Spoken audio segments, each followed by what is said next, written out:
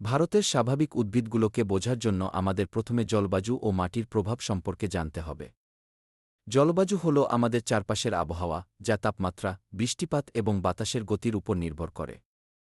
ভারতের জলবায়ু ভিন্ন ভিন্ন অঞ্চলে ভিন্ন। যেমন উত্তর ভারতে শীতল জলবায়ু, দক্ষিণ ভারতে গরম এবং আর্দ্র জলবায়ু। উত্তর ভারতে শীতল আবহাওয়া এবং বরফ পড়া শীতকাল উদ্ভিদের জন্য বিশেষভাবে উপযোগী। এখানে পাইন, সিডার এবং অন্যান্য শীতল আবহাওয়ার গাছ জন্মায়। এই গাছগুলো ঠান্ডা আবহাওয়ায় ভালোভাবে বেড়ে ওঠে এবং তাদের পাতা সাধারণত সবুজ থাকে। অন্যদিকে দক্ষিণ ভারতে গরম এবং আর্দ্র আবহাওয়া। এখানে আমরা দেখতে পাই কোকোনাট, পাম এবং বিভিন্ন ধরনের ফলের গাছ। এই গাছগুলো গরম আবহাওয়ায় ভালোভাবে বেড়ে ওঠে এবং প্রচুর ফল দেয়। মাটি হল উদ্ভিদের জন্য অপরিহার্য একটি উপাদান। ভারতের বিভিন্ন অঞ্চলে মাটির গুণগত মান ভিন্ন।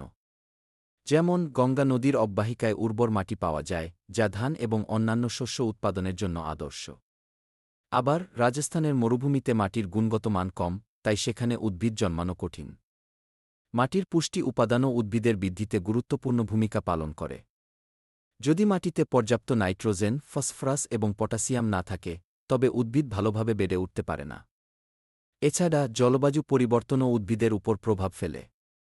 জলবায়ুর পরিবর্তনের ফলে কিছু উদ্ভিদ প্রজাতি বিপন্ন হতে পারে, কারণ তারা তাদের প্রাকৃতিক আবহাওয়ার সাথে খাপ খাইয়ে নিতে পারে না। ভারতের বিভিন্ন অঞ্চলে জলবায়ু ও মাটির বৈচিত্র্য উদ্ভিদের বৈচিত্র্যকেও প্রভাবিত করে। উদাহরণস্বরূপ, পশ্চিমঘাট পর্বতমালায় অনেক ধরনের অর্কিড এবং অন্যান্য বিরল উদ্ভিদ পাওয়া যায়, যা বিশেষ জলবায়ু এবং মাটির কারণে জন্মায়।